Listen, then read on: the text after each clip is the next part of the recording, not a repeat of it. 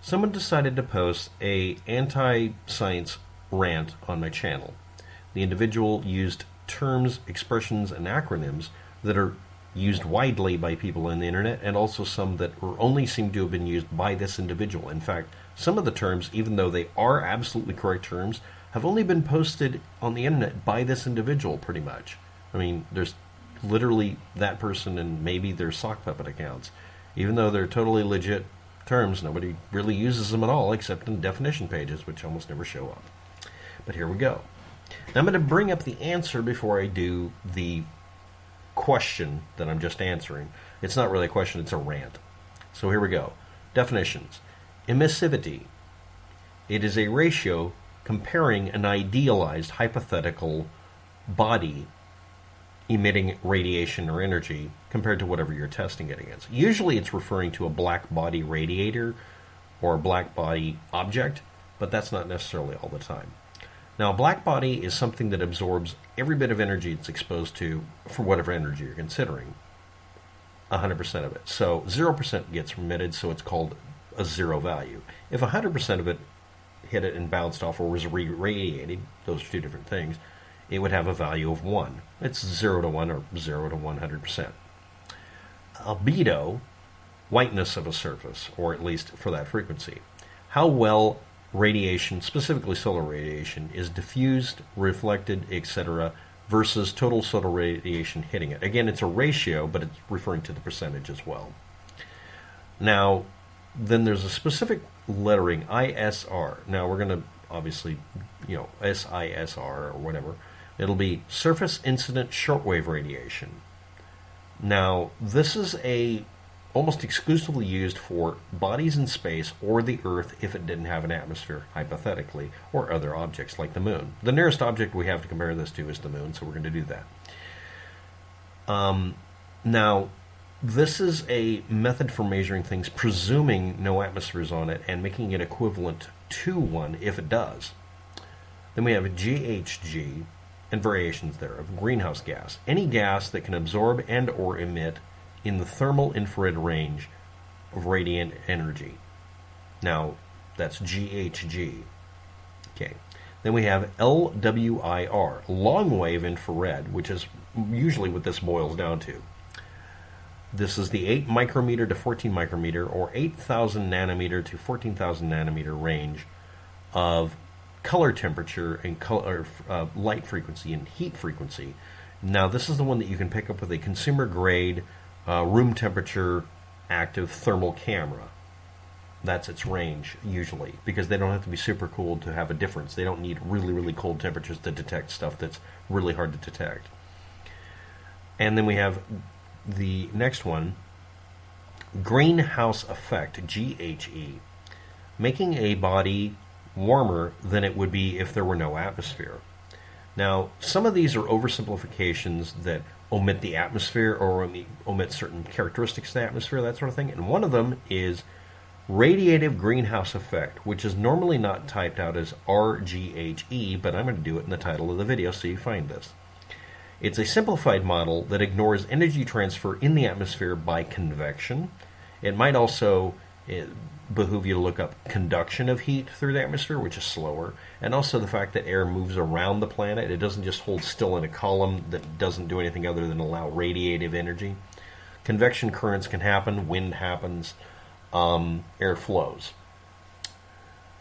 When used with the word theory, RGHE, the acronym, becomes a straw man to decide that radiative and convective and conductive greenhouse effects, yes, that's actually a thing, are the same as the radiative greenhouse effect that ignores them.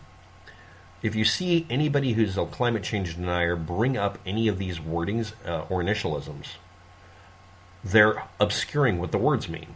And the thing is, like, a good example is ISR is incident shortwave radiation, but it's usually referred to as surface. Now I'm going to do a better explanation of this, but let's get to the meat of the matter. Citations going to Principia Scientific. That's John O'Sullivan's right-wing pseudoscience conspiracy theory blog, nothing else, where he says carbon dioxide isn't a greenhouse gas because he says so, and vaccines are bad, and various other things. I ignore it immediately. If the person is just going there because he cited some other article, just send me the article. Don't send me to his blog.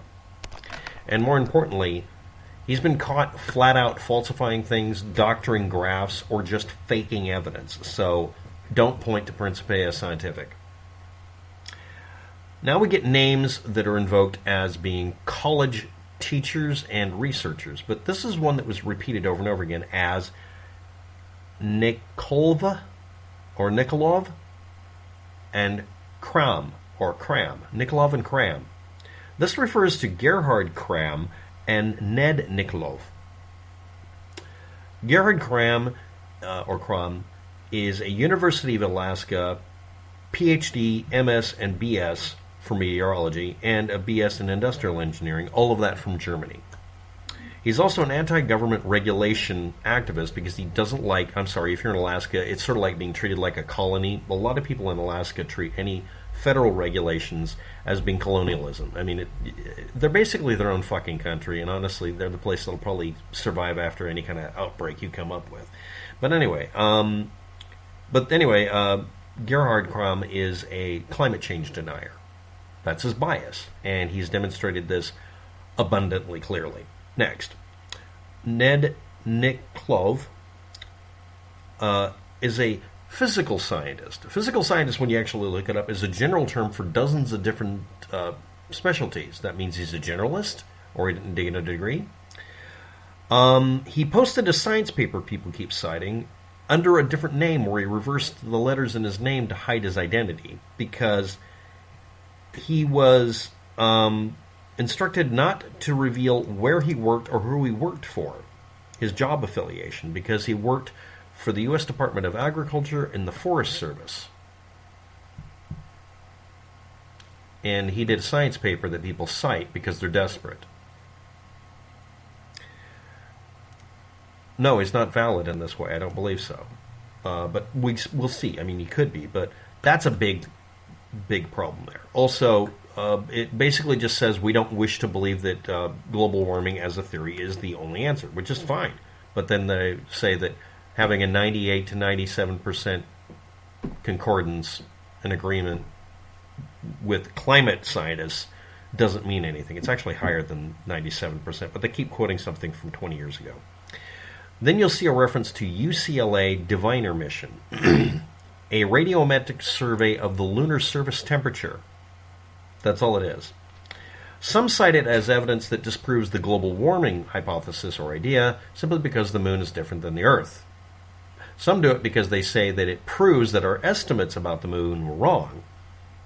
And some do it because they say it's a proof of a cover-up, since that proof they were citing wasn't in anything that came back from that equipment. So it's not proof that they lied about anything, it's proof that there was a cover-up because they misquoted the results. They also said that the information's been deleted from the internet when it hasn't. It's continually updated, it's got more data sets. The other thing about it is, a lot of them were reporting that the Diviner mission had already disproven it before it had been launched. True story. So anyway, did I mention people falsifying data? So someone's saying a work or person was agreeing tacitly with all of this, all of these climate change deniers, means that you understand that to be, or implied, without being directly stated, but that doesn't apply when the exact opposite conclusion is from the work, and you're claiming that they falsified the data when you can't prove it was ever there. Every time? Reflection of the sun at 12%, or 0.12 albedo, off the moon proves its 0.12 albedo exists without an atmosphere because it doesn't have one. Claiming a greenhouse gas or an atmosphere is required for albedo is bullshit. It would never the Earth would never be able to reflect any heat if it didn't have an atmosphere, is the claim that is made in the posting I've been reading. That's bullshit, obviously. Planets, if you can see something like a planet, a moon, or any object that doesn't glow by itself, that's albedo. And a lot of them don't have an atmosphere, so this is bizarre. Literally the moon, of all things, quoting that is... Anyway, the 30% albedo the Earth has without an atmosphere would not become the 12% albedo of a barren rock, because the Earth is absorbing 70% of the energy and the moon is absorbing like 85. That's counterintuitive. That means it's absorbing more energy. Demanding others explain why your methods and conclusions are wrong to your satisfaction, and then you will stop or admit that they're right, has never been a traditional scientific etiquette and dialogue method as is claimed by the poster. Prove me wrong isn't how it works. Prove yourself right and stop misquoting things or using really obscure versions of, words like light, percent absorption, Anyway, let's move on. A 12% reflection of the sun off the moon proves its albedo. Our 30% reflection shows the albedo we have currently, or estimate, or what? Saying 100% efficient perpetual warming loop is what is required and requires extra energy for greenhouse theory to work is an oxymoronic straw man while misquoting the definitions for perpetual and global warming and greenhouse. Literally, this is just a super straw man. Saying it's 100% efficient is the claim by scientists when scientists did not claim that. Saying it's a perpetual warming loop when it's not. It's a runaway greenhouse effect that can be changed. Saying it requires extra energy, but it's somehow a perpetual motion machine that's 100% efficient doesn't make any fucking sense. Misquoting the definitions and statements of your opponent proves you have nothing to say. The Earth and the atmosphere absorb infrared, visible, and ultraviolet light, among many things, from the sun and also other sources, primarily the sun. The Earth re-radiates infrared and more into the atmosphere, through the atmosphere, and into space in some cases. The atmosphere absorbs somewhat more of the radiation and re-radiates it back to the surface and also out into space as well. In the total, the Earth absorbing 70% of the energy that hits it versus the moon's 87% shows a kind of conundrum if you didn't have an atmosphere here. So it's the atmosphere. A delay is caused by it acting like a storage battery. At night, we are kept above absolute zero, and during the day, we're kept from being blasted like we are in orbit. You can do an independent test at this position by sending something into space and have it blasted with light, and then flip it over and see what the temperature change is. That's how we test these things. This whole thing about the planet smooths out the daily thermal cycle and yearly cycle, as well as air flowing over the Earth and also up and down convectively. Spreading out the summer and winter air acts like a battery, but an ever-increasing recharge may make the battery go bad. In the same way that a progressively warmer Earth may be bad for the Earth as a storage device. Claiming that global warming advocates only say getting a warmer Earth is bad is not true, because that's oversimplifying it to the point that it's a joke. You can keep pumping electricity at a specific rate into a battery, and its own inefficiencies will let it radiate out, but you'll cook it to death slowly. But you're still cooking it to death.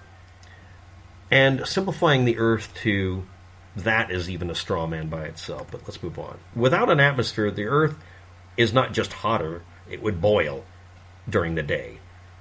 And at night it wouldn't just be colder, it would freeze. The reason it doesn't do these things is because it acts like a crack-the-whip effect or a storage system where it breathes in and out the energy. In a vacuum, if the Earth had no atmosphere, the sky would turn black, most life would suffocate, the oceans would partially boil off, and then freeze on the top. Then a cold CO2 atmosphere would form as the solar radiation breaks the water down to make it like Mars a little bit. Then, under sublimating water vapor and volcanic gas, this would act like a greenhouse gas. It would be much more like Venus later on. Even with a much lower abundance of nitrogen, many life forms would survive like bacteria. Conclusion. I have covered, this is how long it takes. I have covered everything the person said inaccurately, and they've been posting it since 2014, and the person had a degree in engineering and used to work for the oil companies. If you've seen these comments, you can literally take everything in the description below and cut and paste it back to them and annoy them and make them stop. Or they'll just keep posting it. Thanks for watching. Good day. Good luck with that.